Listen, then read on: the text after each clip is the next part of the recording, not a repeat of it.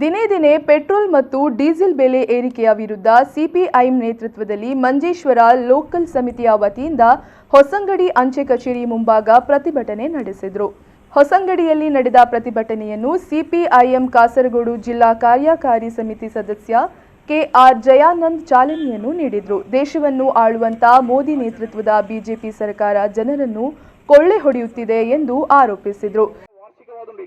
ಇಂದಿರಾ ಗಾಂಧಿ ಏಕಾಧಿಪತ್ಯ ಭರಣದ ನಿಯಮ ಪ್ರಕಾರ ಪೋಯಿನ ಜನ 48 ವರ್ಷ ಕರಿನ ಜನ ದಿನವಾದುಂಡಿನಿ ಅಂಡ ಮೋದಿ ಗವರ್ಮೆಂಟ್ ನಿಯಮ ವಿರುದ್ಧವಾದ ತುರ್ತು ಪರಿಸ್ಥಿತಿ ಪ್ರಖ್ಯಾಪನೆ ಮಾಡ್ಕೊಂಡ ರೀತಿಯಾದೊಂದು ಇಂಡಿಯಾದ ಜನಪದನ್ನು ಇಳಿದು ತಗೊಂಡು ಅಂಚೆ ಪೆಟ್ರೋಲಿಯಂ ಉತ್ಪನ್ನಗೆ ಪೆಟ್ರೋಲಿಯಂ ಕಂಪನಿ ರಾಷ್ಟ್ರೀಕರಣ ಮಾಡ್ತಾರೆ ಇಂದಿರಾ ಗಾಂಧಿ ಪೆಟ್ರೋಲಿಯಂ ಉತ್ಪನ್ನದ ಕ್ರಯ ನಿರ್ಣಯ ಮಾಡ್ಕೊಂಡ ಅಧಿಕಾರನು ಕೇಂದ್ರದ ಕ್ಯಾಬಿನೆಟ್ ಗಾದು ಕರೆದಿತ್ತು ನಾವು ಅಂಡ ರಡ್ಡನೇ ಯುಪಿಎ ಗವರ್ಮೆಂಟ್ ಅಧಿಕಾರದ ಬತ್ತನ ಸಂದರ್ಭಗಳು ಡೀಸೆಲ್ ಕ್ರಯ ನಿರ್ಣಯ ಮಾಡ್ಕೊಂಡ ಅಧಿಕಾರನು ಕೇಂದ್ರದ ಮಂತ್ರಿಸಭೆ ಬರ್ತದೆ ಅಯ್ಯ ಹಂಪಿಂದ ಗೌರ್ನವಾದ ನಮಗೆ ಕುಯ್ಯ ಸಾಧಿಸ್ತೇವೆ ನಾವು ಆಯ್ದ ಮೋದಿ ಗವರ್ಮೆಂಟ್ ಅಧಿಕಾರದ ಬಗ್ಗೆ ಮೋದಿ ಗವರ್ಮೆಂಟ್ ಪೆಟ್ರೋಲ್ ಕ್ರಯ ಎಲ್ಲ ಕಂಪನಿ ನಿರ್ಣಯ ಮಾಡ್ಕೊಂಡ ಅಧಿಕಾರನ ಅದನ್ನು ಬಿಡುದು ನಾವು ಅಂತ ರದ್ದು ತೀರ್ಮಾನ. ಈ ಸಂದರ್ಭ ಪ್ರತಿಭಟನೆಯಲ್ಲಿ ನೇತಾರರಾದ ಪ್ರಶಾಂತ್ ಕನೀಲ್, ಅಸ್ರಫ್ ಕುಂಜತ್ತೂರು, ಹಾಶೀರ್, ಬಬ್ರುದ್ದೀನ್ ಮತ್ತಿತರರು ಉಪಸ್ಥಿತರಿದ್ದರು.